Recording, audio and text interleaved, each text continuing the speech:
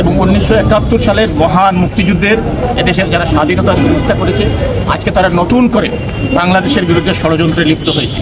তারা বাংলাদেশের আগামী ভোটকে বানচাল করার জন্য ষড়যন্ত্র করছে, গণতন্ত্রকে নৎসাৎ করার জন্য ষড়যন্ত্র করছে।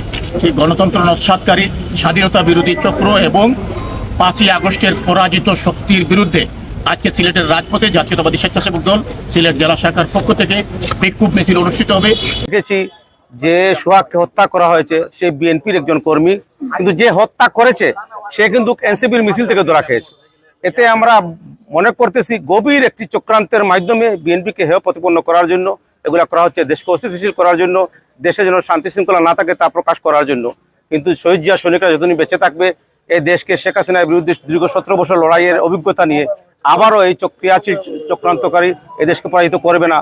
আমাদের দেশনায়ক তারেক রহমানের যে নির্দেশ সবার আগে বাংলাদেশ, আমরা সেই সবার আগে বাংলাদেশকে প্রাধান্য দিয়ে এখনো ধৈর্য পরিচয় দিচ্ছি। আমরা আজকে কেন্দ্রীয় স্বেচ্ছাসেবক দলের কেন্দ্রীয় কর্মসূচি হিসাবে আজকে আমরা এখানে বিক্ষোভ মিছিল করব।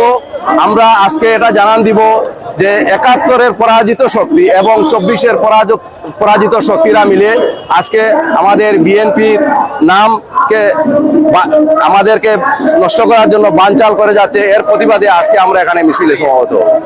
কেন্দ্রীয় স্বেচ্ছাসেবক দলের নির্দেশে আজকে আমরা বিক্ষোভ মিছিল করতেছি। মিছিলের মূল উদ্দেশ্য হচ্ছে একটি স্পষ্ট মেসেজ দেওয়া, যত ষড়যন্ত্র হোক না কেন বাংলাদেশ জাতীয়তাবাদী দল বাংলাদেশের সর্ববৃহৎ জনপ্রিয় একটি দল, যতই বাধা বিপত্তি যতই ষড়যন্ত্র হোক না কেন এই দলের কোনো কিছুই যাবে না।